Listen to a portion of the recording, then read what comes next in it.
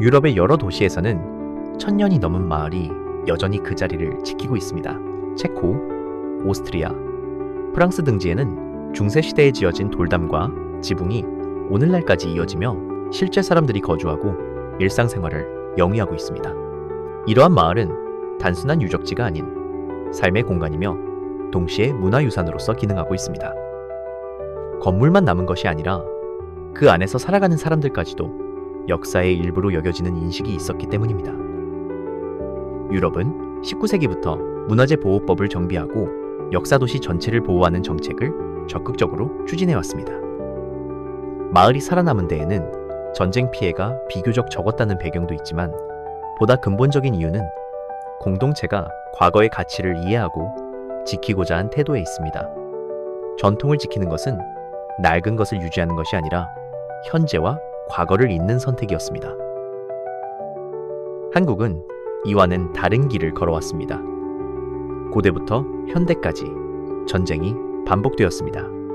인지내란과 병자호란으로 전국 각지에 궁궐과 마을이 불탔습니다. 나라를 지키기 위해 싸운 전쟁이었지만 그 결과는 도시의 파괴와 문화의 단절이었습니다.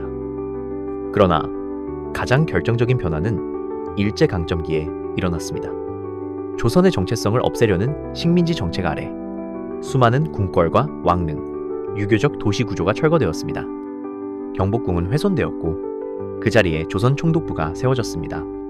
서울의 성곽은 도로와 철도로 분할되었고 전통시장은 일본식 상업 구조로 대체되었습니다.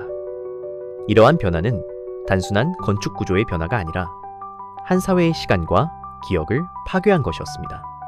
일제는 조선인에게 과거를 기억할 이유가 없다는 감정을 심으려 했고 그 기억의 공간 자체를 지우는 방식으로 역사 왜곡을 실행하였습니다.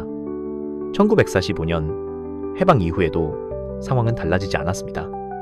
한국전쟁으로 또다시 전국이 폐허가 되었고 복구와 생존이 우선인 시절에 역사 보존은 현실적인 선택지가 아니었습니다.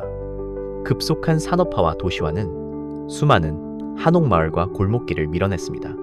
도시계획은 효율을 우선시했고 아파트는 새로운 삶의 방식으로 자리 잡았습니다.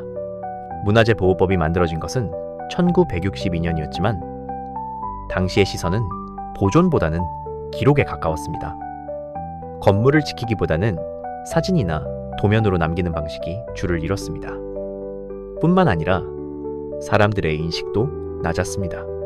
문화재는 불편하고 옛 마을은 낙후되었다는 인식이 팽배했습니다. 유물이 발견되어도 공사가 우선시되었고 삶의 터전은 계속 바뀌어갔습니다. 전통은 삶과 분리되어 박물관 속으로만 들어가 버렸습니다. 이처럼 한국의 마을은 단절을 반복한 역사 속에서 보존되지 못한 시간이 되었던 것입니다. 그럼에도 불구하고 지금 남아있는 것들이 있습니다. 창덕궁은 조선의 궁궐 구조를 온전히 보여주고 있으며 석굴암은 기적적으로 보존된 석굴 문화의 정수입니다. 경주의 양동마을, 안동의 하회마을은 여전히 주민이 거주하는 살아있는 유산입니다. 과거를 지키는 일은 단지 오래된 건물을 관리하는 것을 의미하지 않습니다. 그 공간에서 살아가는 사람, 그 기억을 아이들과 나누려는 태도, 그리고 그 유산의 의미를 되새기려는 마음이 함께할 때 비로소 진정한 보존이 시작됩니다. 지금 한 시골 마을에서는 마을 주민이 담장을 손질하고 한 박물관에서는 학생들이 독립운동 유물 앞에서 조심스럽게 귀를 기울이고 있습니다. 그 모습 하나하나가 단절된 역사의 실마리를 다시 잇고 있는 모습입니다. 우리는 지키지 못한 시간이 많았습니다. 하지만 지금부터라도 지켜야 할 것들은 분명히 존재합니다.